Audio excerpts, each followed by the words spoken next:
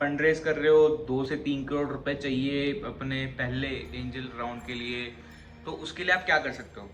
जो सबसे पहली चीज़ मेरे दिमाग में आती है, मतलब स्ट्रेटेजिक एंजल तो एक अलग बात हो गई, दूसरी जो चीज़ आती है वो है कि आप एंजल नेटवर्क को पेज करो। एंजल नेटवर्क क्या होता है? मैं एंजल नेटवर्क का एक कॉन्सेप्ट समझाता हूँ कि जैसे आप सिंगल सिंगल इन्वेस्टर्स को पिच करते हो ना, एंजल नेटवर्क का कॉन्सेप्ट सिंपल होता है कि आपके पास 50 से 100 इन्वेस्टर या 200 इन्वेस्टर्स होंगे।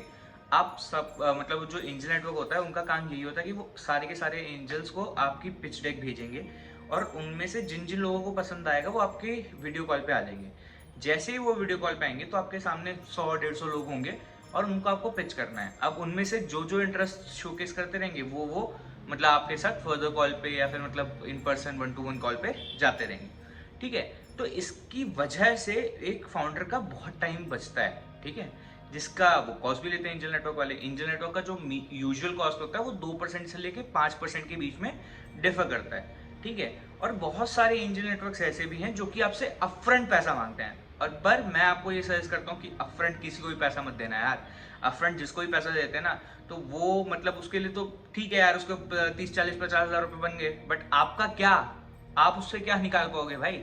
जब तक आपके अकाउंट में पैसा नहीं आता ना, तब तक कोई भी चीज, मैं तो सिंपल सी बोलता हूँ कि कोई भी बंदा, कोई भी जितना बड़े से बड़ा इन्वेस्टर हो, जब तक उसने आपके अकाउंट में पैसा नहीं डाल दिया ना, तब तक वो आपका इन्वेस्टर नहीं है। ठीक है, पहली चीज।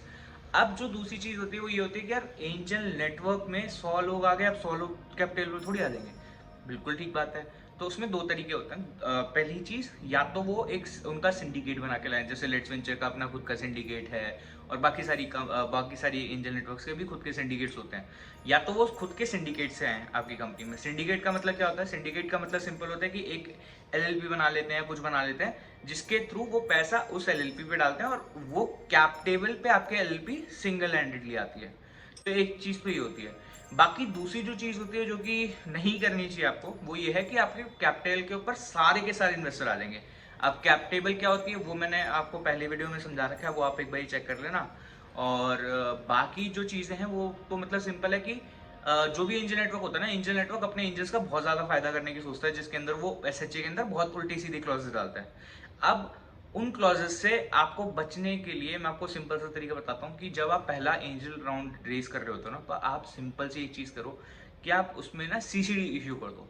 ठीक है, कि आप उसको डिस्काउंट रेट पे एंजल्स को पैसा दे दो, और एंजल नेटवर्क को बोल दो कि हम डिस्काउंट रेट पे पैसा उठा रहे हैं। उससे आपका क्या फायदा होगा? आपको टर्म्स डिक्टेट नहीं करनी पड़ेंगी, एंजल नेटवर्क को भी टर्म्स डिक्टेट नहीं करनी पड़ेंगी।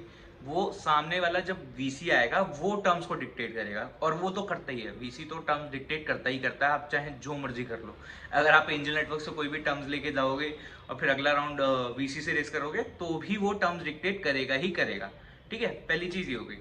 अब मतलब सीसीडी क्या होता है? अब सीसीडी में भी दो चीजें होती हैं कि सीसीडी में या तो आप फ्लोर और कैप रख दो कि भाई इस फ्लोर के नीचे, मतलब जैसे लेट सपोज 10 करोड़ की फ्लोर है, 20 करोड़ का कैप है, उसके बीच में ही आपका कन्वर्जन होगा।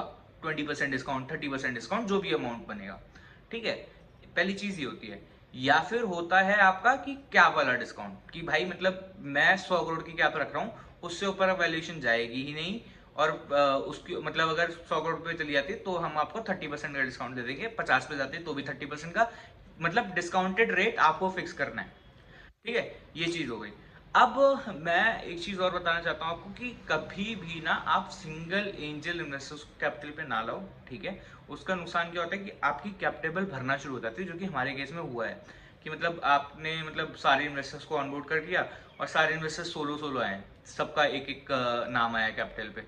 अब सबसे बड़ा रिस्ट्रिक्शन ये होता है कि 200 लोगों से ज्यादा कैपिटल पे रख ही नहीं सकते हो। ठीक है, अगर आपने 200 लोगों से ज्यादा कैपिटल पे रखे तो आपको गवर्नमेंट फाइन मारेगी, पेनल्टी मारेगी, कंपनी बंद होने के चांसेस हो जाएंगे। ठीक है, तो एंजल नेटवर्क से आप हमेशा ये चीज प्लान करना कि भैया उनको 3-4% पे टरकाओ, परसेंटेज पे, और उसके बाद आप उनसे ये चीज बोल सकते हो कि भाई हमें सिंगल कैपिटल पे एंट्री चाहिए, जितने भी इन्वेस्टर्स आ रहे हैं।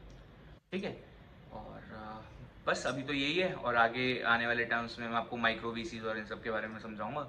And hope to see you soon, hope to see you wealthy, bye bye.